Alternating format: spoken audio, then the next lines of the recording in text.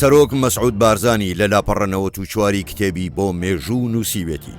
بابەتێک کە لە ڕۆژانی بەر لە ڕیفراندۆم و دوای ڕیفراندۆم جێگەی مشت و مڕێکی زۆری میدیاکان و ناوەندە سیاسیەکان بوو. نامەکەی وەزیری دەرەوەی ئەمریکا بوو بۆ من. هەرچەندە نامەکە نامەی ڕسمی نەبوو، بەڵکو ڕەشنووسی نامەیەک بوو. برێت مەکگۆرگ و دۆگلەس سلێمەن باڵوێزی ئەمریکا لە عێراق و چەند کەسی تر ئامادەیان کردبوو، دیاریش نەبوو ئایا وەزیری دەرەوە تلرسن ئیمزای دەکات یان نە.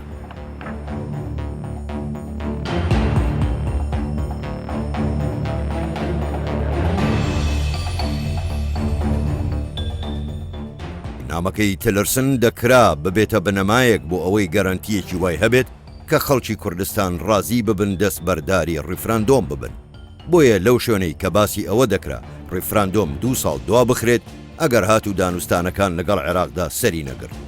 ئەو کات هەرێم با ڕیفراندۆمی خۆی بکات. ئەمریکاش ڕێز لە ئەنجامەکانی دەگرێت.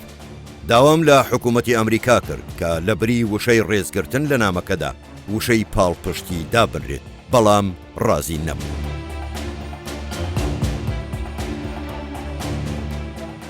سەرۆک بارزانی لە لاپەڕە 104 نووسیوێتی لە بەرامبەر پەیامی ئاشتی خوازانەی گەلی کوردستاندا بەداخەوە کۆمەڵێک کاردانەوەی زۆر نابەجێمان لە سەرۆک وەزیران و کاربەدەستانی دیکەی عێراق بینی کە بۆنی شۆڤێنیەت و ئینکارکردنێکی ئاشکرای لێدەهات و حەقیقەتی ئەوانی دەرخست.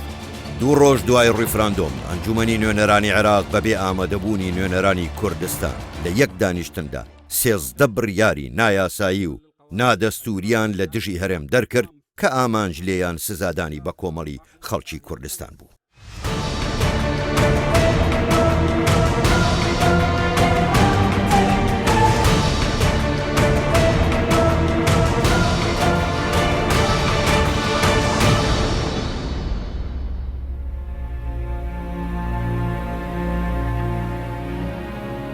هەڵوەستی نێودەوڵەتی دیسانەوە تاکید لەوە ئەکاتەوە کە لە ڕاستیە کوردستان دۆستی نییە، خۆی دۆستی خۆیەتی و شاخەکان دۆستی خۆیەتیەوەوانە و کاتێک بەرژەوەندەکانی هێزە نێودەوڵەتەکان لەگەڵ ئەوە بێ کە پشگیری کوردستان بکەن پشگیریەکە، بەڵام کاتێک بەرژەوەندەکانە دژیانەوە بێ دەڕاستیە پەلاماری کوردستان درا هەمویان تەماشایان کرد.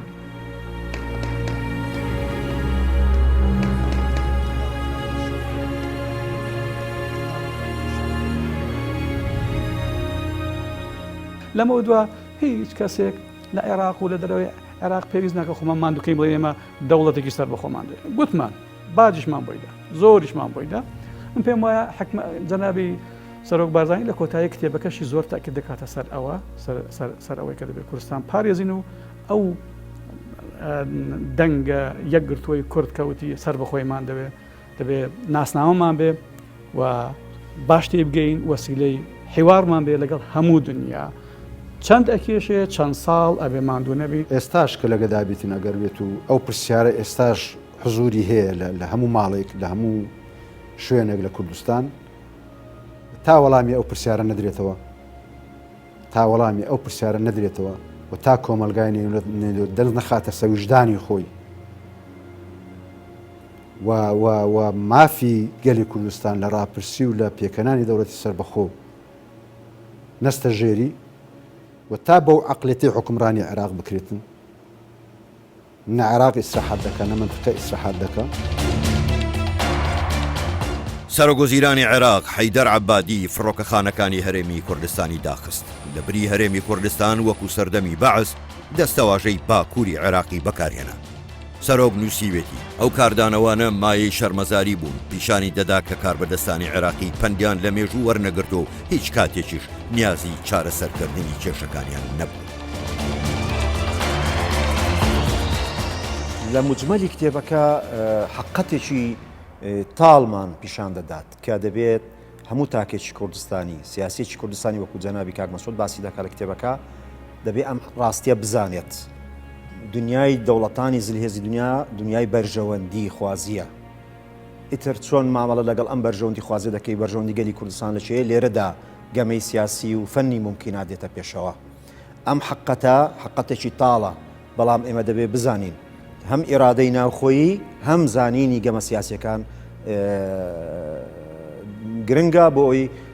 گەلی کوردستان بە مافی خۆی بگات و قۆناغی ڕزگاری نیشتیمانی تەواو بکات. سەرۆک لە لاپەڕە ١٧ دانووسیوێتی داواکاری حکوومەتی عێراق بۆ هەڵوەشاندنەوەی ئەنجامەکانی ڕیفراندۆم،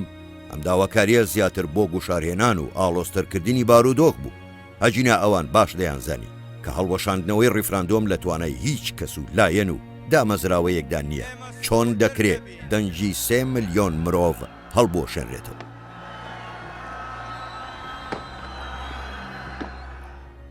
هیچ کەسێک ناتوانێت ڕیفراندۆم هەڵوەشێنێتەوە. یەکێک لە خاڵە جۆهریەکانی کە لەو کتێبەی کاک مەسعود داهاتوە ئەم نوقتەیە کە ئیتر هەموو ئەو هەوڵانەی بۆ ئەوەی ڕیفراندۆم نەکرێن و دوای ئەوەش بۆ ئەوەی ڕیفراندۆم پوچەڵ بکرێتەوە نەتایجەکانی هەموو هەوڵەکان ڕەتکرانەوە. هەموو لایەک ئەزانی چ گوشارێکمان لەسەر هەبوو. گوشارەکە لە ئاسیەوە دەچوو بوو گوشار بێ لەسەر سەرکردەی ڕیفراندۆم، سەرکردەکانی ڕیفراندۆم، حزبەکانی ڕیفراندۆم، بەڵکو گوشارەکە هاتیوە سەر تاکتاکی خەڵکی کوردستان. وەختی خۆی مەسەن جنوبی سوودانیان کرد بە دەوڵەت. چی بوو جنوبی سوودان؟ یعنی ئێستاش ناتوان ئیداری خۆیان بکەن. تەیموری شەرقیان کرد بە دەوڵەت چی بوو؟ کۆسۆڤایان کرد بە دەوڵەت چی بوو؟ هیچی وەکو ئێمە نەبوو. ڕوبع و عوشی ئێمەش نەبوون ئەوانە. هیچ بەقەد ئێمەش ڕوبع و عوشی ئێمەیان لێ نەقەوما بوو. بەڵام دیارە سیاسەتیانەوەیە کۆمەڵگای نێونەتەوەی ئەمریکا قەنەعەتی و سیاسەتیەوەی بیکا بە دەوڵەت کردی تەواو. والقيام بتنفيذه في الخامس والعشرين. سەبارەت بە کاردانەوەی دەوڵەتانی دراوسێ و هەندێک لایەنی ناوخۆیی سەرۆک مەسعود بارزانی لە لاپەڕە ١10 نووسیوێتی پیلانی پەلاماردانی هەرێم لە ئارادا بوو. هەر جێبەجێش دەکرا ئەگەر ڕیفراندۆمیش نەکرابە. ڕیفراندۆم تەنیا بیانوو بوو بۆ ئەوەی پیلانەکە بە شێوەیەکی خێراو بە هاوکاری هێزێکی ناوخۆیی کوردی و بە دەستێوەردانی ئاشکرای هێزە هەرێمایەتیەکان و بیانیەکان ئەنجامی بدەن. من بۆ چوونی خۆمم لەو بارەیەوە داوە سەبارەت بە ئەوەی کە من پێم وا بووە کاک مەسعودی شەر ئەوەی خستۆتە ڕوو و پێشتریش ئەو لی دواوە. من پێم وایە ڕیفراندۆم کاتێکە سێری ئەو ڕۆژگارە ئەەکەی بە تایبەت ڕزگارکردنی مووسڵ لەلایەن عێراق و چۆمڵی بە هاوکاری هێزەکانی هەرێمیش پێش حەویجە من خۆم مای گومان ببووم. جگە لەوە شتێکی تر هەیە کە کاک مەسعود لەم کتێبەشە ئاماژەی پیاوە ئەویش ئەوەیە چۆن داعش تەلەعفەر چۆڵەکە بەبێ ئەوەی شەڕی تیا بکە. ئەمانە پرسیارگەلێکن کە بەڕاستی تۆ مەگەر یەکێک بێویژدان بێ جینا تێدەگەیەنێ کە ڕیفراندۆم ئەگەر نەشکرایە بە دڵنیاییەوە ئەوان ئەو بیرکردنەوەی ئەوان خۆشخەیاڵیە کە ئێمە بڵین قابلی گۆڕین بوون. ئەو بەڵگانێک کە بڵاوکران تۆ دەلالێت لەوە دەکەن کە بەڕاستی زوڵم و ستەمێکی زۆر گەورە لە ڕیفراندۆم کرا و هەموو ئەو بازانێکەوە ئێمەدان بەڕاستی دەستدرێژیکردن بوون بۆ سەرمافڕەوەکانی میلەتێک و ئەو سزادانێک کە لە دوای ڕیفراندۆم بەسەر ئێمە هات ئێمە هەمومان بە تایبەتینەوەی شۆڕش ئەوانێک کە بەشداری شۆڕش بووین بەڕاستی یادەوەری بەعس و سێکوسکەی سیاسەتی بەعس تەعریب و تەبعیس و تەهجیرمان بەبیر هاتەوە. ئەوەی کە جوێنی گەرانی بوو پەرلەمانی عێراق 13 بڕیاری دەرکرد بەداخەوە بەبێ ئامادەبووی نوێنەرانی کورد. یەکێک لەو بڕیارانە کە هەموو دیش بە کوردستان یەکێک لەو بڕیارانە کە ئێمەشی گرتەوەکو کۆمیسیۆن کە داوای ئەوە کرابوو لە ڕێی دادگای لێکۆڵینەوە ڕسافە لێکۆڵنەوە لە ئەنجامدەرانی ڕیفراندۆم بکرێ. دیابوو مەبەستی ئەندامان ئەنجومەنی کۆمیسیۆنی باڵاو بەڕێوەبەرە گشتیەکان و کەسە باڵەکان کە بۆ پرۆسەی هەستاون درێنە دادگا. ئەمە هەبوو بەڕاستی لە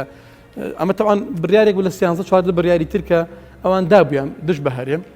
لە چوارچێوەی ئەوە ئەوشیان کردبوو. بەداخەوە بابەتەکان سیاسی بوون قانونی نەبوون.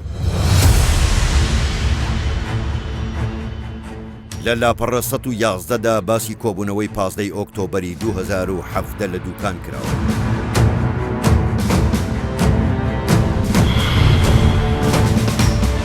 ڕۆژێک دوای کۆبوونەوەکەی دووکان لە 16 ئۆکتۆبەردا لە گەلە کۆمەچیەکی هەرێمایەتی و بەڕێ خۆشکەری و ناپاکانی ناوخۆیی و بە بەرچاوی ئەمریکا و بە چەک و دەبابەی ئەمریکایی هێزەکانی حەشد بە هاوکاری ژمارەیەکی زۆری پاسداری ئێرانی پەلاماری کەرکووک و ناوچە جێنا کۆکەکان درا.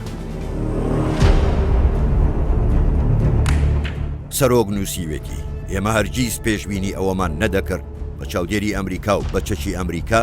پەلاماری پێشمەرگە بدرێت. ئەوەشمان پێشبینی نەکرد بوو کە هێزێکی ناوخۆیی تەجاوزی ئێرادە و دەنگی گەلی خۆی و دامەزراوەکانی هەرێمی کوردستان بکات و لەگەڵ سەرکردەکانی حەشت ڕێک بکەوێ بۆ ئەوەی خاچی کوردستان داگیر بکرێت.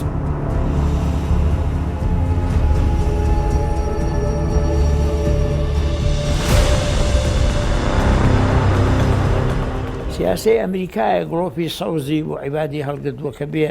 سیاسی ئەمریکایە تانکی ئیبراهامی داوە بە عێراقیدا بە چی ئەیدا هی خۆیەتی داوێتی بە حەشتی شعبی کە شانزە کتوبە کرا تا دوو هەفتەش خەڵگەوە نەخێر کورە باشتر کە کەلکو گیرایەوە فراندۆم هەرفە لە ئاساسا درۆ بوو فەشەل بوو چکەوە تاواز ئەگۆڕێت سێکی تا ڕۆژگار تێپەڕی واقعی کەلکو دەرکەوە بە خەڵک تا دەوڵەتی عێراق دەکرد تعریب بکات کە دەبێتە هاوڵاتی پلە دوو ئەچۆسێتەوە ئەوە شکرتاندۆمەکەیان کرد لە کەلکوی چیان نەکرا واقعی فراندۆم بە قۆتر بوو تا ساڵ چوە پێرسێکە سەی مێژووکە 2017 فراندۆمی باشتر دەخست بۆ خەڵک 2020 ئێستا باش دەکەوتەوە خەڵک بۆ دەکەوت سیاسی دەوڵەتی عێراق سیاسی داگیرکاریە لە شوێنێک یەکێتی نیشتیمانی کوردستان ڕەئیەکی ئیجابی هەبووە داخل کراوە لە کتێبەکە لە شوێنێک بەشێک لە یەکێتی نیشتیمانی کوردستان خیانەتی 16 ئۆکتۆبەریان کردووە ئەمەش داخل کراوە لە ناو کتێبەکە ئەم دوو داخلکردنە پۆزەتیف و نێگەتیفە پێمان دەڵێ کەم کتێبە لە ڕووی علمیەوە بنەمای علمی زۆر تایە دائیم ئەم نەبوونی یەکگرتن لاو کووردە کێشەیەک بووە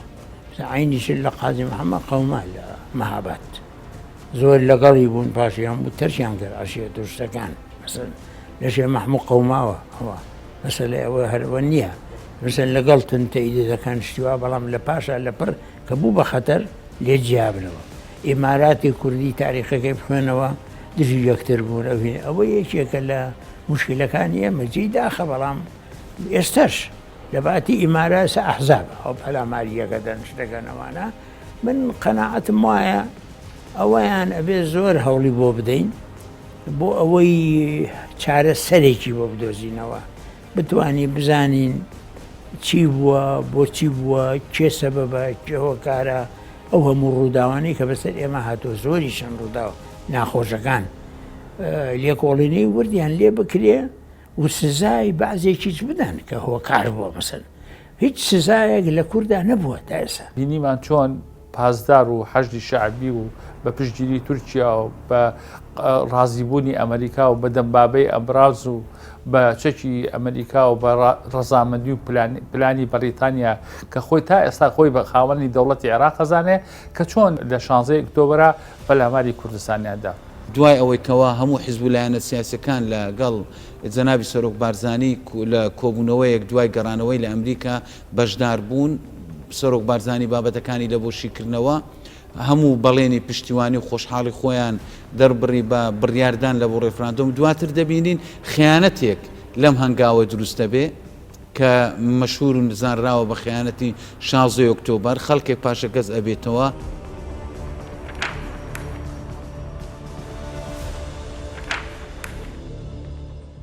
کورد پێش شێخ عەبدولسەلام بارزانیش بڵێن شێخ عوبەیدەڵڵای نەهەریش هەوڵی زۆری داوە ئەوەکانیشی دیارە ئەو خاڵەکانی داواکاریەکانی کە باسی زۆرێک لەسەر بەخۆی کوردستان تێدایە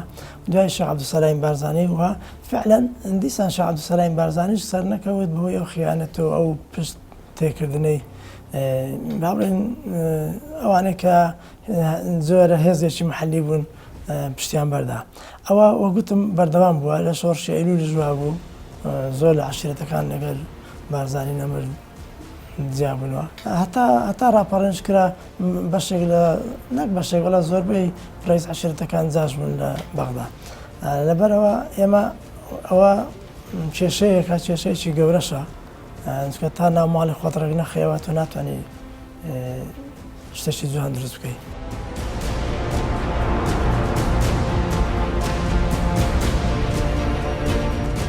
وێریدا نامەکە گەلە گرنگ دیسان ئەدوێ پەرتۆکێدایە هەی بۆ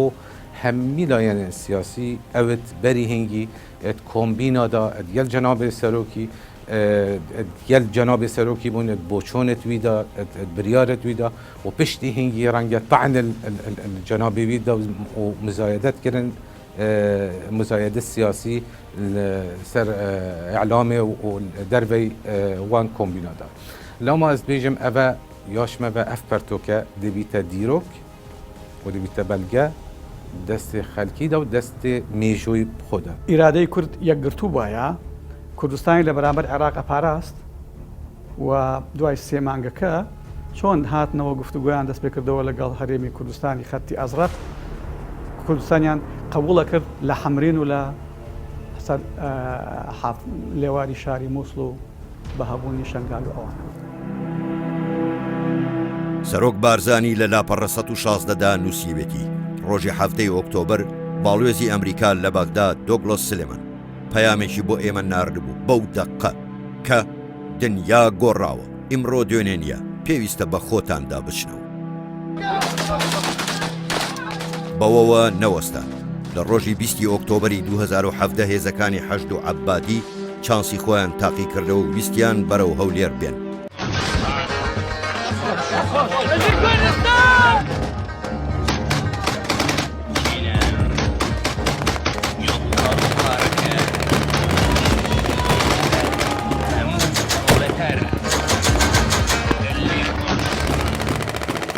سەرۆک نووسیوێتی کە ئێمە زانیمان ئەوان پیلانی لە ناوبردن و داگیرکردنی هەرێمیان لەسەردایە ئیدی بڕیاری مەقاومەی سەرتاسەریمان داو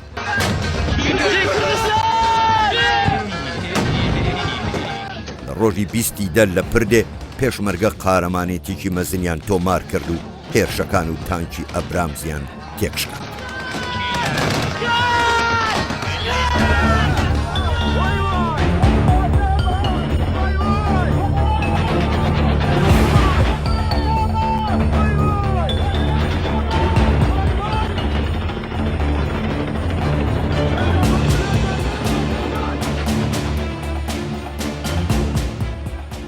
سفيري أمريكا لعبادي خراب تربو أو معلومة شو عبادي هاد لبردي وستان شربوا وستان بشركة وستان طبعا بلام أمريكا الرأي وابو بيشر بنتا خشتفة كابراي سليمان وأوانا أو يرشي كلاي سركركوكو تابردي وابو أو يرشاني لمنطقي دشيني نوابو سحيلة وابو أوانا كلان هروها بو ريغا قليلة حتى لما موادي غذائية خواردن قليلة خواردن طبعا لما همويان دا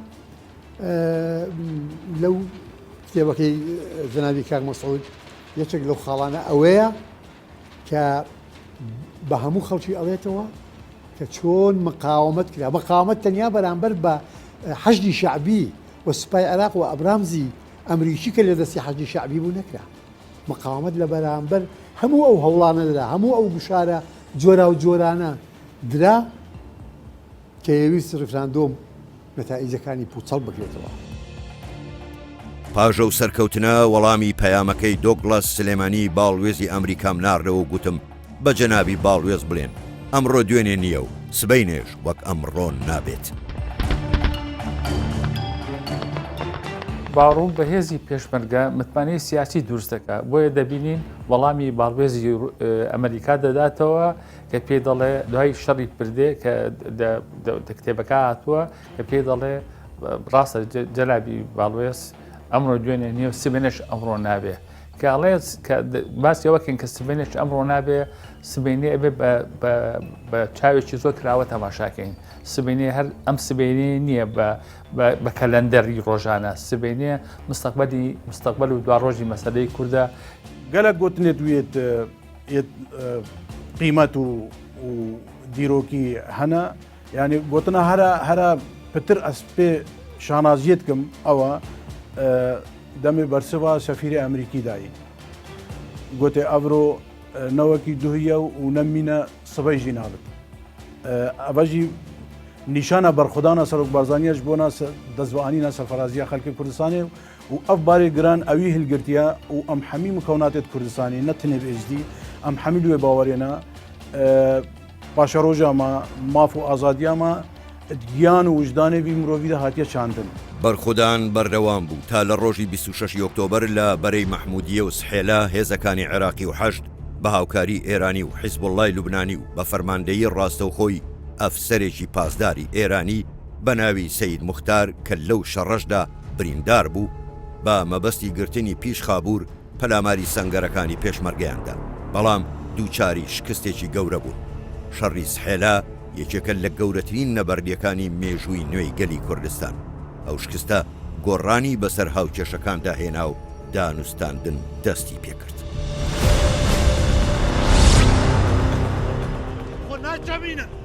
خۆناچەمینە هەر تشتێکی ئەو بکەن و بێژن ئەکا و ڕاست بێژن ئەو دێ باشە بابا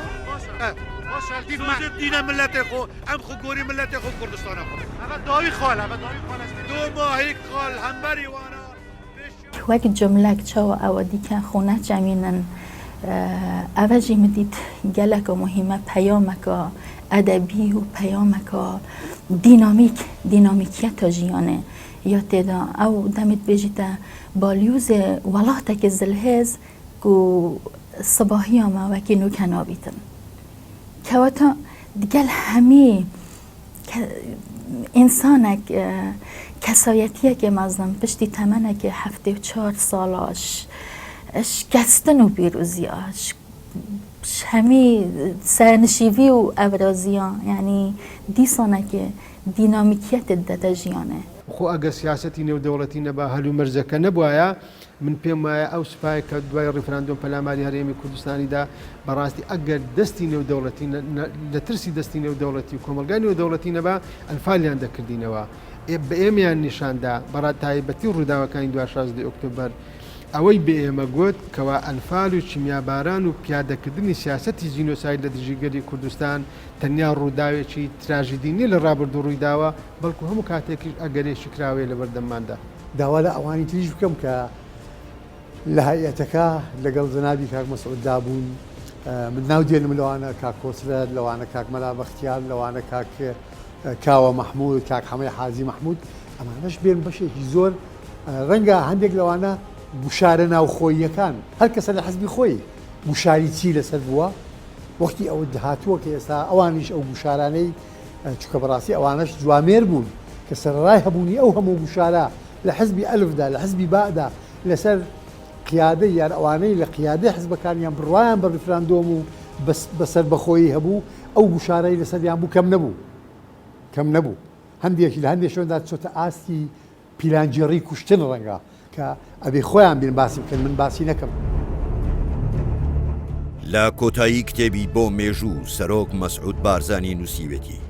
ئامۆژگاریم بۆ هەموو تاچێکی کورد و هەموو سیاسیەکی کورد لە بابەتی مافەڕەوەکانی گەلەکەمان ئەوەیە کە هیچ کات پشتی خۆتان بەلایەک گەرم نەکەن. جیهانی بەرژەوەندیەکانە ئەگەر بەرژەوەندیان لەگەڵ کورد بگونجێ دەبنە دۆست و ئەگەر بەرژەوەندیان نەگونجێ پشتتان تێدەکەن و ناتان ناسن. ڕفراندۆمیش تاوان نەبوو، نادەستوریش نەبوو، لە ژیانی گەلانیشدا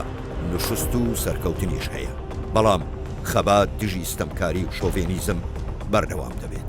گەلی کوردستان دەیەوێت بەشێک بێت لە مرۆڤایەتی نەک لە ستەمکاری.